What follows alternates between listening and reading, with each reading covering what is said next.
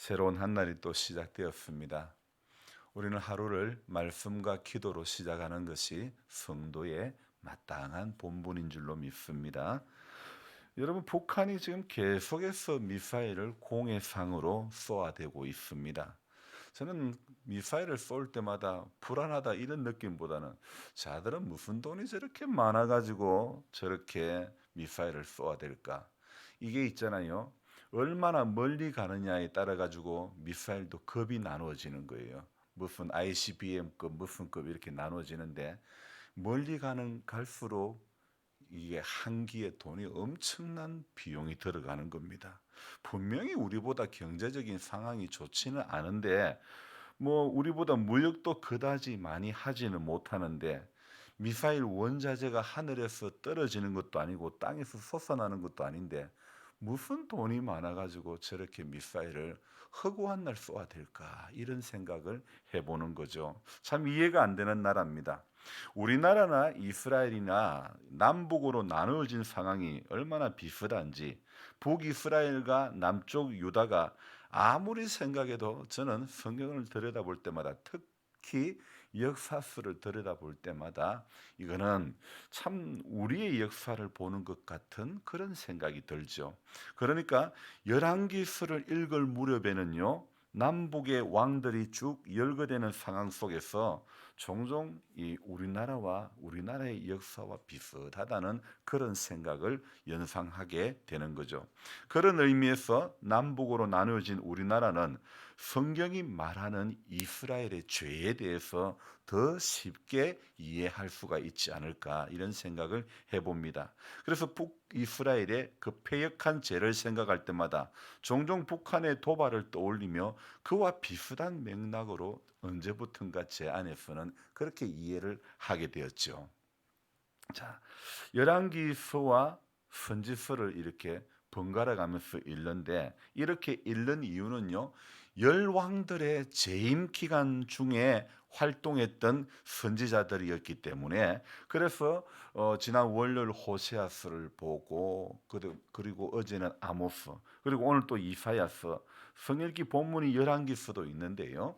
이렇게 이사야서를 같이 호세아, 아모스, 이사야 거의 비슷한 동시대에 주전 한 720년경을 중심으로 해서 동시대에 이렇게 활동했던 그런 선지자였던 것이죠. 그래서 이사야서의 시작은요. 호세아서의 시작하고 별반 다를 바가 없습니다. 호세아서에는 유다 왕이라는 글자만 빼고 이렇게 시작하죠. 우시아와 요담과 아하스와 히스기야 시대에 이렇게 호세아서는 유다 왕 글자만 빼고 시작이 똑같은 거예요. 네 명의 왕이죠. 자, 제 이스라엘 유다의 제 10대, 11대, 12대, 13대 왕의 이름이 호세아서에서도 쭉 열거되고 이 이사야서에서도 같이 열거되고 있는 것이죠. 그래서 이 호세아서를 시작하며 열거됐던 왕들의 이름이 나오는 그 1장 1절과 이사야 1장 1절은 왕들의 이름이 똑같은 거죠. 그래서 다른 점은 앞에 두 나라 호세아서와 아모스는 북이스라엘의 죄에 대해서 정말 거침없이 폭로하고 회개를 촉구하고 있다면 오늘 이사야서는요. 누구의 그 대상이 누구냐 하면 우리 이 네 명의 왕의 시대에 누구에게 아모스의 아들 이사야에게 본 계시라 무엇을 봤다고요? 유다와 예루살렘에 관하여 본 계시라 그렇게 시작을 하고 있습니다. 어느 성경이든 저와 여러분들이 성경을 제대로 이해하기 위해서는 그 성경의 수신인이 누군지 누구를 위해서 그 성경을 썼는지를 먼저 알아야 되는 것이죠. 그래야 성경이 이 성경은 누구에게 주시려고 쓰였는지 그 쓰신 목적이 먼저 알아야 누구에게 주신 메시지인지를 먼저 알아야 성경을 이해하는 데 도움이 되는 것입니다. 물론 우리 뭐 신약 시대의 신약 성경에 어떤 에베소, 빌립보, 골로새 그 지명을 따라 그 지역의 교회들마다 편지를 보내는데 사실은 에베소스라고 해서 에베소 교인들만 들어야 될 말씀이 아니고 빌립보서라고 해서 빌립보 교회들에게 그들만 들어야 될 말씀이 아니고 모두가 들어야 될 말씀이죠. 그러나 성경이 어느 수신자가 누구라는 것은 알고 성경을 이렇게 펴들어야 이해가 더 하기가 쉬운 거죠. 자, 북이스라엘 왕들은요, 대체적으로 하나님 보시기에 악한 왕들입니다. 그에 비해 남쪽의 왕들은요, 선한 왕들도 제법 됩니다. 호세아나 아모스가 본 이스라엘의 상황도 상황이지만은 오늘 이사야가 본 유다의 상황도요, 만만치가 않는 것입니다.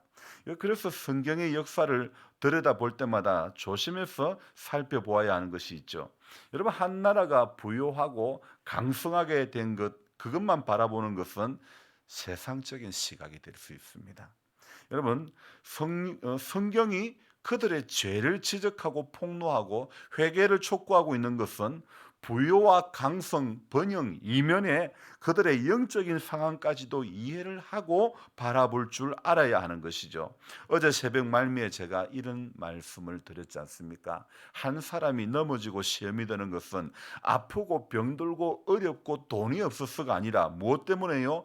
열의 9번 전부 번영하고 성공하고 잘 될 때 그때 시험에 빠진다는 말씀을 드리지 않았습니까?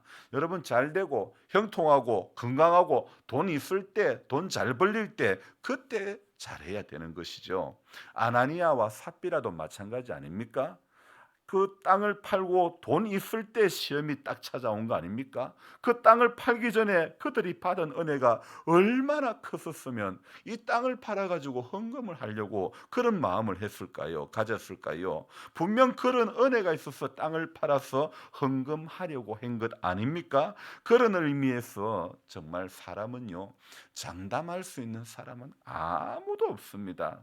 저도 마찬가지입니다. 저도 교인이 많아지고 교회가 커지면 저도 저 안에 원치는 않지만은 세습하고 싶고, 저도 뭐 교세 자랑하고 싶고, 그런 마음이 뭐 안 된다고 누가 보장할 수 있겠습니까? 사람이 어려울 때는요, 자기는 절대 변질되지 않을 것 같고 그렇게 장담하지만은 여러분, 그게 마음대로 되겠습니까? 하나님께서 귀한 직분을 주시면 신실하게 감당해 가겠노라고, 그렇게 죽도록 충성하라, 그러면 생명의 면류관을 내게 주리라, 그렇게 임직 기념패하고 받고 그렇게 교회 앞에 서약을 하고 임직을 받지만은요, 그러나 어디 그렇습니까? 참 임직 받을 때와는 다르게 죽도록 충성이 아니라 죽도록 어쩌면 주인 노릇하려는 그런 모습이 우리 안에 얼마나 많은지 모른다는 것입니다. 바로 이것이 육을 입은 사람의 한계가 아닙니까? 오늘 이사야의 시작은요, 이사야가 본 계시의 말씀의 시작이 어떻습니까? 하늘이여 들으라, 땅이여 귀를 기울이라. 이 말은요, 동네 사람들아 내 말 좀 들어보소, 우리 아가 이렇다, 이런 이야기 아닙니까? 이것과 비슷한 맥락의 문구 아닙니까? 이렇게 해서 시작해서 첫 폭로가 무엇입니까? 여호와께서 말씀하시기를 내가 자식을 양육하였거늘 그들이 나를 거역하였도다. 3절에 우리 같이 읽어봅시다. 소는 그 임자를 알고 나귀는 그 주인의 구유를 알건만은 이스라엘은 알지 못하고 나의 백성은 깨닫지 못하는도다 하셨도다. 여러분, 우리 속담에 이런 말이 있죠. 개도 닷새만 되면 주인을 안다. 주인 보고 꼬리를 살랑살랑 흔드는 그런, 한마디로 이 말은 무엇입니까? 소는 그 임자를 알고 나귀는 그 주인의 구유를 알건만은 이스라엘은 알지 못하고 내 백성은 깨닫지 못하는다는 이 말이 무엇입니까? 한마디로 개만큼도 못하다는 그런 말입니다. 오늘 이사야 1장 2절과 3절에서 유추가 되는 그런 사자성어가 있는데요. 은혜를 알고도 은혜를 입고도 배신하고 뒤통수 치는 사람을 사자성어로 뭐라고 그럽니까? 배로 시작하는 것, 배은망덕이죠. 바로 배은망덕. 오늘 2절 3절을 한마디로 말하면 배은망덕이 되는 것입니다. 하늘을 두루마리 삼고 바다를 먹물 삼아도 한없는 하나님의 사랑 다 기록할 수 없겠네. 우리는 이런 은혜를 받은 사람 아닙니까? 오늘 찬송도 무엇입니까? 은혜 아니면 살아갈 수 없네. 호흡마저도 다 주의 것이니.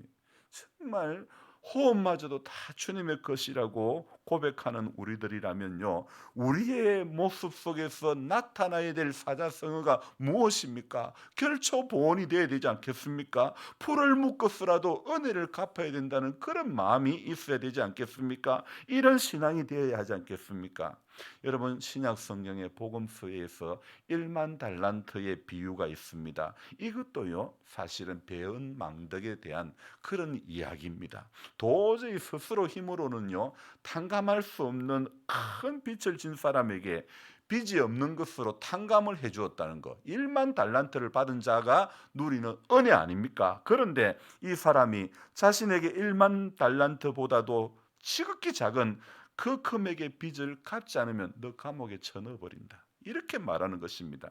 그때 우리 주님은 이 비유의 결론으로 무엇을 하고 말하냐면, 너희가 각각 중심으로 형제를 용서하지 아니하면 내 천부께서도 너희에게 이와 같이 하시리라, 이렇게 말씀하십니다. 바로 이것은요, 우리가 하나님께 받은 용서가 마치 1만 달란트 빚진 자가 그 빚을 모두 탕감받았던 거하고 같은 말이죠. 그런데 우리가 마치 100데나리온 빚진 자에게 빚을 갚으라고 하는 사람처럼 도무지 용서를 하지 않는다는 겁니다. 예수를 믿어도 말입니다. 자, 오늘 본문의 상황이 이렇게 배은망덕한 상황이 나오고 있죠. 이 배은망덕한 상황 속에서 하나님은요, 이사야를 불러 말씀하시는 겁니다. 마치 죄인을 불러 법정에 세우는 것과 같은. 그래서 이사야 1장은요, 이사야를 통해 가지고 이스라엘을, 유다를 법정에 세우는 거죠. 하늘이여 들으라, 땅이여 귀를 기울이라. 왜 이렇게 이야기할까요? 하늘과 땅을 법정의 증인 삼아 가지고 세우는 겁니다. 왜 하늘이여 들으라고, 땅이여 귀를 기울이라고 말하는 것입니까? 이들을 증인으로 세운 이유는 무엇입니까? 바로 해가 뜨고 지는 것은 어김이 없죠. 계절의 변화도 어김이 없죠. 이처럼 하늘과 땅으로 대표되는 자연은요, 변함이 없이 하늘의 질서에 순복하기 때문에 증인으로 채택한 것이죠. 하늘과 땅을 증인 삼아 하시고자 하는 말씀이 무엇입니까? 다른 말로 그들의 죄가 무엇입니까? 내가 자식을 양육하였거늘 그들이 나를 거역하였도다. 여러분, 부모는요, 자신이 늙어 죽을 때까지 자신이 자녀들을 향해서는 내가 돌봐줘야 할 존재로 여기며 살아가지만은, 자녀는 어디 그렇습니까? 부양의 의무를 다하려 하지 않는다는 거죠. 그래서 3절에 소는 그 임자를 알고 나귀는 그 주인의 구유를 알건만은 이스라엘은 알지 못하고 나의 백성은 깨닫지 못하는도다. 한마디로 이 말은 무엇입니까? 짐승만도 못하다는 것입니다. 오늘 우리가 심각하게 생각해 보아야 할 것은, 믿음의 사람들이 가장 기본적이고 가장 본질적인 것이 무엇이냐?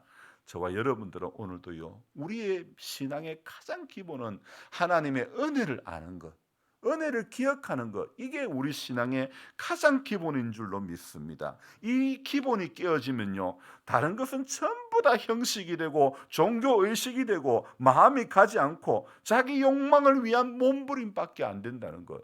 여러분, 하나님의 은혜가 우리 속에서 배제가 되면요, 우리가 새벽에 기도하러 나오는 이 모든 것, 자기 욕망을 이루기 위한 몸부림밖에 안 된다는 것을 알아야 됩니다. 그래서 강조하고 또 강조해야 될 것이 겸손이고, 또 강조하고 또 강조해야 될 것이 바로 하나님의 은혜라는 것입니다. 하나님의 사랑의 길이와 깊이와 높이와 넓이를 날마다 깨달아가는 그런 성도가 되어져야 될 것입니다. 오늘 이사야를 통해 가지고 그들을 법정에 세우고 하는 말이 무엇입니까? 13절 말씀입니다. 헛된 재물을 다시 가져오지 말라. 분양은 내가 가정이 여기는 바요, 월삭과 안식일과 대회로 모이는 것도 그러하니 성회와 아울러 악을 행하는 것을 내가 견디지 못하겠노라. 14절 같이 읽어볼까요? 내 마음이 너희의 월삭과 정한 절기를 싫어하나니 그것이 내게 무거운 짐이라. 내가 지기에 곤비하였노니라. 하였느니라. 15절도 같이 읽어볼까요? 너희가 손을 펼 때에 내가 내 눈을 너희에게서 가리고 너희가 많이 기도할지라도 내가 듣지 아니하리니 이는 너희의 손에 피가 가득함이라. 여러분, 우리가 많이 기도하더라도 하나님 듣지 않으면 무슨 소용이 있습니까? 오늘 우리의 모습은 어떻습니까? 5절 읽어봅시다. 너희가 어찌하여 매를 더 맞으려고 패역을 거듭하느냐. 온 머리는 병들었고 온 마음은 피곤하였으며 발바닥에서 머리까지 성한 곳이 없이 상한 것과 터진 것과 새로 맞은 흔적뿐이거늘 그것을 짜며 싸매며 기름으로 부드럽게 함을 받지 못하였도다. 참, 그 상황이요, 유다의 상황이 7절도 봅시다. 너희의 땅은 황폐하였고 너희의 성읍들은 불에 탔고 너희의 토지는 너희 목전에서 이방인에게 삼켜졌으며 이방인에게 파괴됨 같이 황폐하였고. 참, 지금 유다의 상황이요 만만치가 않습니다. 어떻습니까? 말할 수 없는. 그래서 주님께서 여호와께서 18절입니다. 여호와께서 말씀하시되 오라 우리가 서로 변론하자. 너희의 죄가 주홍 같을지라도 눈과 같이 희어질 것이요 지능같이 붉을지라도 양털같이 희게 되리라. 너희가 즐겨 순종하면 어떻게 된다고요? 땅의 아름다운 소산을 먹을 것이며 20절에 너희가 거절하여 배반하면 칼에 삼켜지리라. 여호와의 입의 말씀이니라. 주님께서 하나님께서 얼마나 탄식했으면 오늘 21절에 또 뭐라고 말합니까? 신실하던 성읍이 유다가 어찌하여 창기가 되었는고 정의가 거기에 충만하였고 공의가 그 가운데 거였더니 이제는 뭐라고요? 살인자들 뿐이라. 오늘 유다의 상황이요 이런 안타까운 상황이 되고 말았다는 것입니다. 여러분, 결코 저와 여러분들은요 어떤 경우에도 하나님을 향한 신앙을 버리거나 하나님을 우습게 만홀히 여기면 안 되는 것입니다. 오늘 유다가 그런 은혜를 받고도 하나님께서 자식을 양육했는데 그들이 나를 거역하겠다. 하늘이여 들어보소, 땅이여 좀 들어보소. 얼마나 탄식했으면 이런 말씀을 하셨을까요? 소는 그 임자를 알고 나귀는 그 주인의 구유를 알건만은 내 백성 이스라엘은 깨닫지 못하는도다. 여러분, 오늘도 우리는요 하나님의 은혜를 기억하고 깨닫는 인생이 되어야 됩니다. 하나님이 이 모양 저 모양으로 저와 여러분들을 눈동자같이 지켜주시고 함께 해주시고 붙잡아 주시고 우리 이 약한 가운데서도 하나님께서 새 힘을 더해 주셨건만 하나님의 은혜를 기억하지 못하고 너희가 어찌하여 매를 더 맞으려고 패역을 거듭하느냐. 우리 패역한 하나님 앞에 패역한 백성이 되면 안 되는 겁니다. 오늘도 은혜 아니면 정말 살아갈 수 없네. 호흡마저도 다 주의 것이라고 고백하면서 하나님이 우리에게 주신 은혜를 소중하게 기억하는 그런 우리 모두가 되어져야 될 줄로 믿습니다. 우리 마음이 담겨지지 않는 월삭과 절기, 정한절기 하나님 전부 다 싫어한다. 그것이 내게 무거운 짐이라고 분명히 이야기하고 있지 않습니까? 너희가 손을 펼 때에 내가 내 눈을 너희에게서 가리고 나 안 보겠다. 너희들이 아무리 손을 펴고 기도할지라도 나 안 보겠다, 안 듣겠다는 이야기입니다. 왜요? 마음의 중심이 하나님의 은혜에서 벗어나고 기억하지 못하고 패역을 거듭하는 그 길로 가니까 매를 더 맞으려고 그 길을 걸어가니까 자식을 양육했는데 거역하는 그 부모의 심정이 오늘 그것을 비유해서 우리에게 깨닫게 하시는 거 아닙니까? 우리의 삶이 자칫 잘못하면 우리 자녀들에게 서운한 거 느끼는 그 감정이 하나님이 우리를 향해서 그렇게 안타까워하실 수도 있지 않겠느냐 이 말입니다. 그러니 저와 여러분들이 오늘 이 하루도 하나님 정말 은혜로 사는 인생이 되기를 원합니다. 은혜를 기억하는 인생이 되기를 원합니다. 그렇게 기도하시며 돌아가는 우리 모두가 되기를 바랍니다. 기도합니다. 하나님 아버지, 어떠한 경우도 하나님을 향한 신앙을 버리거나 하나님을 만홀히 여기지 않도록 도와주시기를 원합니다.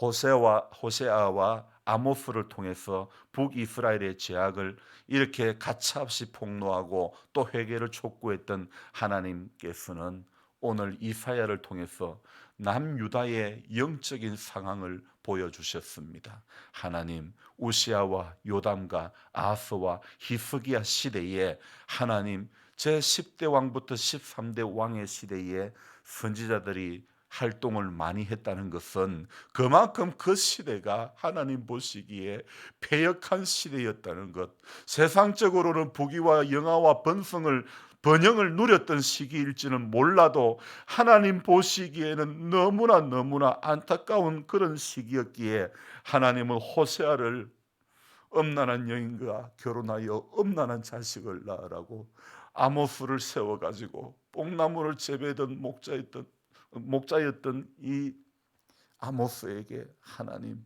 이렇게 또 선지자로 세움을 입게 하시고, 하나님 이사야를 들어서 또 유다의 패역한 죄악에 대해서 서로 변론하자면서 말씀을 하시는 오늘 이 각 선지서의 1장을 보면서 우리는 다시 한번 깨닫습니다. 하나님, 은혜에서부터 멀어지는 백성이 되지 않기를 원합니다. 죄와 가까워지는 그런 신앙의 사람이 되지 않기를 원합니다. 하나님, 우리는 오늘도 시편 1편의 말씀처럼 복 있는 사람이 되기를 원합니다. 악인의 자리에 죄인의 길에 서지 않기를 원합니다. 오만한 자의 자리에 앉지 않기를 원합니다. 오직 여호와 율법을 즐거워하며 주야를 묵상하는 자, 성경이 말하는 복된 자가 되어지도록 도와주시옵소서. 하나님, 연약한 목의 통증 때문에 또 병원에 신세를 졌다가 퇴원한 우리 연집사님을 축복하시고 그 연약함을 만져주시고 목의 통증에 근원을 제하여 주시고 하나님 아버지 은혜로 살아가게 해 주시옵소서. 기도하고 엎드렸더니 내 목의 연약함을 주님이 고쳐주셨다고 간증할 수 있도록 도와주시옵소서. 주님, 함께한 우리 모든 분들 약함을 안고 오늘도 새벽 제단에 나왔습니다.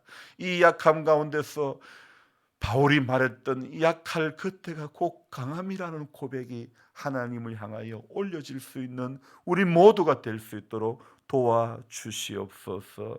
하나님, 이날도 무엇을 구해야 될지 알게 해주시고 하나님 앞에 연락되어지는 기도의 시간 되게 해 주시옵소서. 예수님 존귀하신 이름 받들어 감사하며 기도드리옵나이다. 아멘. 간절한 마음으로 주여 부르고 기도합니다. 주여, 주여, 주여. 하나님 아버지, 오늘도 살고 주의 뜻대로 주님 살게 해